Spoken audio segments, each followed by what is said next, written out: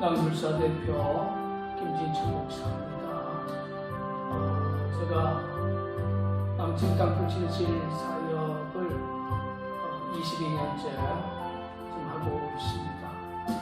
제가 처음부터 남측 땅굴 진실에 대한 관심을 갖고 있었던 그런 목사는 아니었습니다. 제가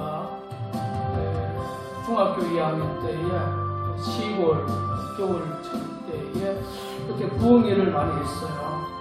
신령 부흥회. 그때 이제 부흥 강사 목사님으로 오신 분이 이 하늘 가는 밝은 길을 찬송을 할 때에 그 15살짜리의 그 중학교 다녔던 시절이죠.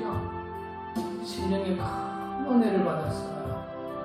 그래서 저도 앞으로 커서 부흥사 목사님이 되어야 되겠다 그런 생각을 하게 됐던 저에게 참 내 인생을 바꿔놓은 이 찬양 하나가 바로 하늘 가는 밝은 길입니다. 제가 이제 고등학교를 졸업을 하고 오직 목회의 길, 목사의 길을 2024년으로는 40년째입니다. 제가 신학을 1985년에 입학을 해서 군에 갔다 오고 저는 그 장로교 소위 합동청 또 통합청 저는 이제 백석교단입니다. 그래서 저희들은 강도사라고 있죠. 강도사 과정을 거치고 목사 안수를 받게 됩니다. 그 과정을 저는 10년 만에 목사가 되었어요. 그래서 목사 안수를 받고 참 저희 당시 하성군 매송면 천천히 이적을 저는 전혀 몰랐습니다. 그냥 하성 연쇄살인 사건이 일어나는 그 지역으로만 제가 알고 있었던 곳인데 제가 이곳에 2000년 5월 30일 날 참 어떻게 오게 되었어요. 그 사연이 좀 있습니다. 제가 서울 강동구 길이동 동술종합상가라고 2층에서 서울제일교회를 1994년 제가 개척을 해서 2000년 5월 30일 하성군 내수면 천천리 지역이 내려오기까지 거기서 시무했던 목사였습니다. 그런데 제가 이제 모르고 그 상가에 교회에 얻어서 들어갔는데 알고 보니까 그 상가가 소위 말하면 부도가 난 상가였어요. 그래서 심지어 그 지역의 조폭들이 그 주차장을 가공물을 세워서 술 도매 창고까지 점령한 그런 나쁜 역사도 있고 그러니까 뭐 어떻게 장사가 되겠어요. 떠나고 남은 이들 한 70-80명 정도 되었는데 제가 이제 못 모르고 우리 상인들이 목사님이 좀 번영회장을 좀 해주셨으면 좋겠습니다. 그때 이제 제가 교회 안에 사택에서 살았기 때문에 저희들이 먹는 물조차도 저는 상수도인 줄 알았습니다.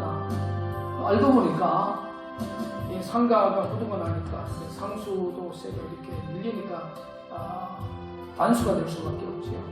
그래서 이제 끝까지 남은 그 상인들이 고육지책으로 화장실 옆에 지하수를 봐서 생활용수로 사용하고 있었던 것을 제가 이제 번영회장이 된 후에 그 사실을 알았어요. 결과적으로 제가 이제 1997년에 번영회장이 되었으니까 3년 이상 그 정화주의배를 열심히 묻고 살았지요. 자, 그런 험악한 시간이 있었습니다. 멋버리고 시작했던 그 번영회장의 저의 첫 사역은 그 산더미처럼 쌓였던 저 쓰레기들을 어떻게 처리할 것인가, 이게 첫 번째 제목이었어요. 그래서 새벽 예배를 마치고 당시 그 정부미 그 부대를 제가 주변에 구해서 거기에 이제 쓰레기 정리를 시작합니다. 한 주가 지나가고 두 주가 지나가고 한 달이 지나고 두 달이 지나갈 즈음에 지역에 이제 그 뜻이 있는 분들, 또 상인들 중에 뜻이 있는 분들이 한두 명씩 협력을 하기 시작했습니다.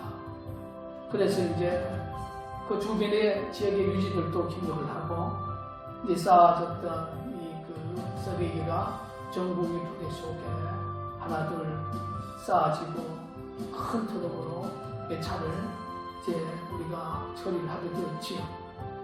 그 이제 빈 공간에 그 아스콘을 깔고 소위 말하는 주차장 사업을 상인해서 저렴하게 한 달에 5만 원씩 이런 전기주차 이걸 구청에 신고하고 그 일로 결국 상가가 조금씩 정상화가 되어 갔습니다.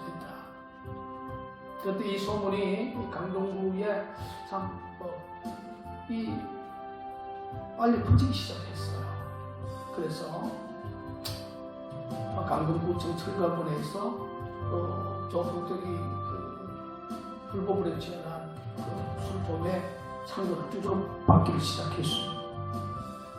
그래서 그 공간을 또 철거를 하고, 그래서 그 지역에서 상당히 참 문제의 상가가 하나로 말해서 깨끗한 그런 상가가 되고 지역 이미지를 바꾸는 일조를 하게 됩니다.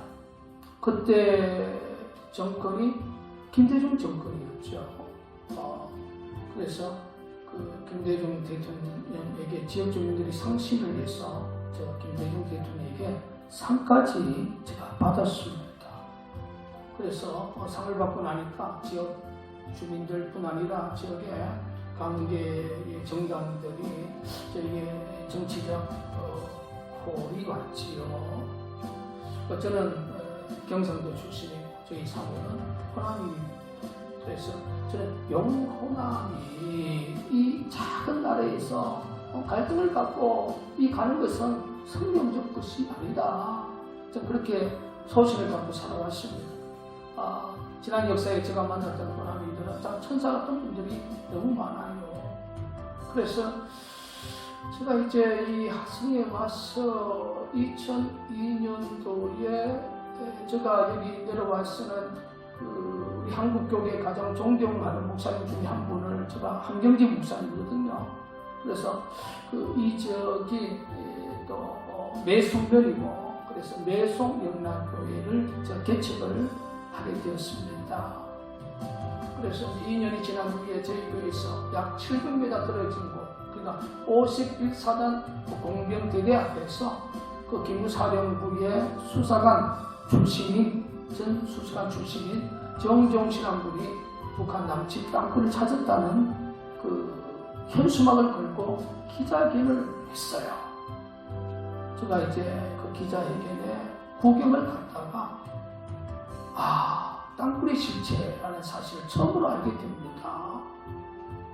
그리고 그 당시 2002년 11월 28일 날 기자회견을 했고, 그 땅굴 기자회견에서 약 직선거리로 한 700m 앞에 당시 저희 교회 출석했던 집사님 가정에 지하수 사건이 2002년 12월 18일 날 일어났어요. 그래서 제가 어릴 때 우리 시골에서 그 수도 시설이 없을 때 펌프를 우리가 많이 사용했지 않습니까? 가보면 그 빨간 흙이 물이 부족하면 이렇게 한쪽 물이 올라오고 그런 걸 제가 어릴 때 많이 봤기 때문에 제가 2001년도에 이 지역뿐 아니라 대한민국의 그 역사를 확인해 보면 가장 가뭄이 긴 역사가 2001년이었습니다. 2001년에도 우리 그 집사님의 지하수는 물이 나왔단 말이에요. 동네 사람들이 물을 받아갔단 말이에요. 그걸 알기 때문에 저 상식으로는 이해가 되지 않는다. 그런데 이 진실을 그 700m 앞에 그 땅굴 관계자에게 이야기를 제가 했고, 그들이 자기의 기술 방법으로 탐사를 한 결과는 그 땅굴을 굴착하다가 수액을 건드렸다는 거지요. 그게 그때는 제게 이해가 됐습니다. 이제 그 계기로 제가 이제 땅굴 일을 해야 되는지 안 해야 되는지, 제가 목사니까 누구한테 물어봐야 되겠습니까? 바로 하나님 앞에 무엇으로 작정하며 기도를 하고 강대상에서 이불을 피고 작정 기도를 하는데 2003년 1월 9일입니다. 비몽간 제게 들렸던 소리가 이것이었어요. 땅굴이다, 땅굴이다. 처음에는 큰 한란을 통하지만 마지막에 승리하리라. 제가 그 음성을 받고 야생 땅굴 현장의 분들을 돕기를 시작하고, 결국 그 땅굴을 진실을 찾았던 고 정지용 선생은 2002년 12월 10일 날 현장에서 의문사를 당하고 소천을 하게 됩니다. 그리고 그 후에 땅굴 현장은 거의 작업 중단이 된 상황이죠. 그래서 제가 하나님께 기도응답을 받고 2003년 3월 1일부터 그 당시 저희 교회에서 모아주었던 건축 헌금이 약 4천만 원 가까이 있었어요. 그걸 들여서 중단되어진 땅굴 작업을 시작하게 됩니다. 거기에 많은 물증들이 쏟아지기 시작했어요. 이런 역사가 이제 22년의 역사. 저희 땅굴사에게 가장 완벽한 땅굴에 그 언론이, 전 세계 언론과 대한민국 국민의 언론까지 관심을 가졌던 것이 바로 2014년 10월 30일 날 경기도 양주시 강사동 235-3번지 제가 연합뉴스TV나 TV조선의 생방송까지 했습니다. 그리고 2015년부터 2019년 소위 한강절벽지에 북한의 전략적 땅굴 그 녹지역을 제가 또 드러냈습니다. 그리고 하마스와 이스라엘 땅굴 전쟁, 작년에 2023년 그 작년 10월달에 땅굴 전쟁 우리 국민들이 보고 왔지 않습니까? 그래도 우리 백성들은 인정을 안 합니다. 땅굴 기술을 전 세계 수출하는 집단이 북한입니다. 미얀마 군사 정권에 수출했지요. 헤즈볼라, 하마스 수출했지요. 이번에 러시아의 공병대 15,000명 전으로 파견한다는 그 언론 뉴스 기사를 보면 그게 소위 말하는 땅굴 병력이 상당수란 사실을 기억해야 돼요. 땅굴이 젤시 무기라고 아주 절하평가는 이들이 맞는데 아닙니다. 땅굴 기습이에요. 그 땅굴 기술을 수출하는 북한이 대한민국의 부전선 사건에서 땅굴을 굴착할 수 없다. 이게 바로 대한민국 국방부의 변함없는 삼박자 논리입니다. 물 처리 못하고 공기 처리 못하고 버릇 처리 못한다. 그러나 제가 22년 동안 이와 관련된 많은 북한의 탈북 인사들과 많은 정보에 의하면 우리나라는 일제강점기에 엄청난 규모의 폐당들이 많아요. 김일성이가 이 폐당을 이용하고 있다는 이 정보를 저는 알고 있습니다. 분명히 북한은 사투리 이상, 부전선 이상의 그 땅굴, 저는 중국은 그 이상의 땅굴이 이미 굴착이 되어 있다는 사실을 남무사 대표는 우리 대한민국 지도자들과 또 국민들에게 호소를 하고 싶고, 세계 자유민주주의를 사랑하는 지도자들에게 북한 남측 땅굴, 남굴사가 36년 동안 말하는 북한 남측 땅굴은 진실이라는 사실을 저는 이야기하고 싶습니다.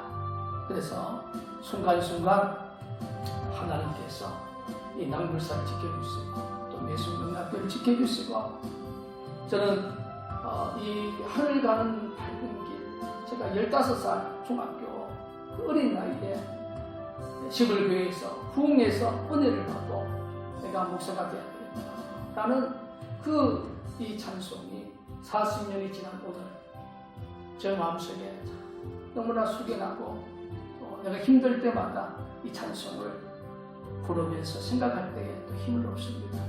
아무튼 40년의 세월이라는 것은 결코 짧은 시간은 아니라고 생각합니다. 제가 살아온 시간보다는 이제 하늘나라 갈 시간이 더 가까워지겠지. 그러나 내 인생의 마지막 숙제는 바로 남친 땅굴 진실, 대한민국의 남친 땅굴 진실, 김일성, 김정일, 김정은, 이제 또 그 딸 김주애라고 하는 4대 독재 적국도 집단이 대한민국을 적합 통일을 시키기 위한 숨겨진 특검국이 남친 땅굴 진실 반드시 규명하고 하늘나라 갈 수 있도록 저는 늘 그렇게 하나님께 기도합니다.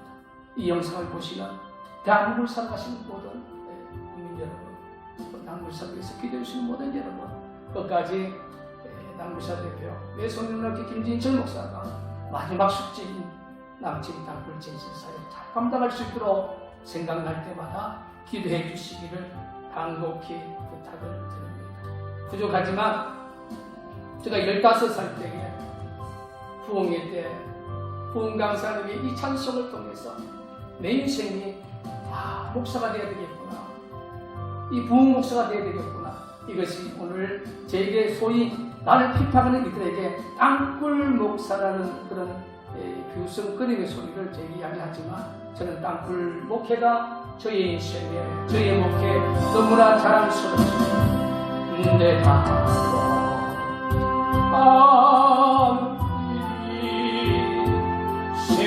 세상에 많은 죄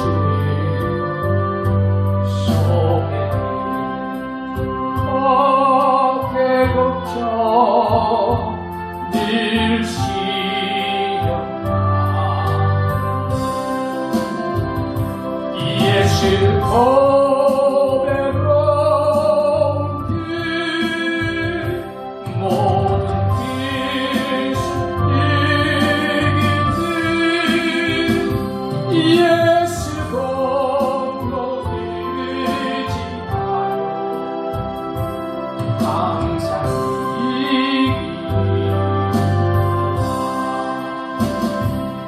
내가 천성 바라보고 가까이 왔으니 아버지 영광집에 가실까니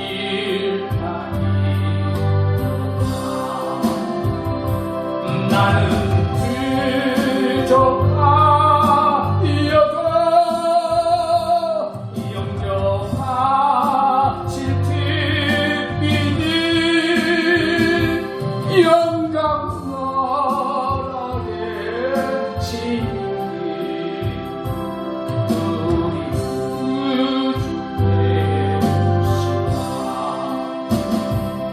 하늘 영광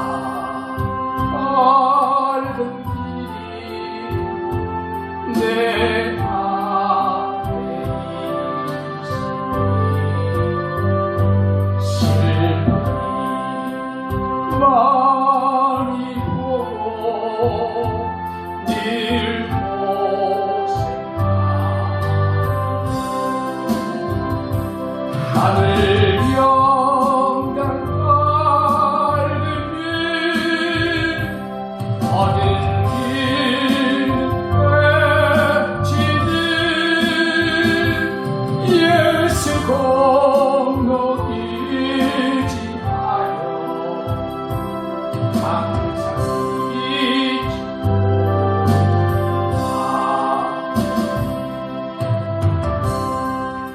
2024년 우리의 조국 대한민국은 국가안보가 상당히 위험한 환경 속에 처해 있습니다.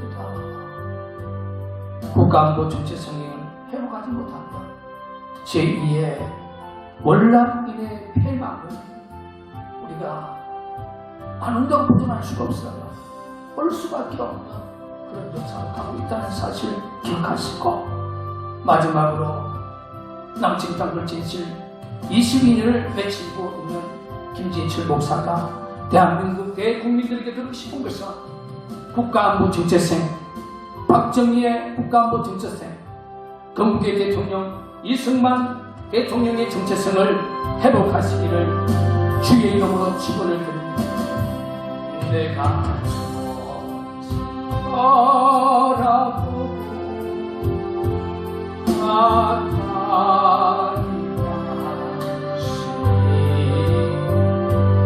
아버지 영광집에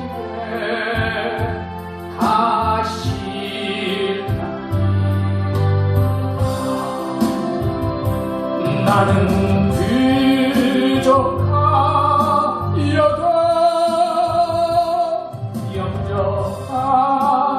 영접하시니 영광 나라에 신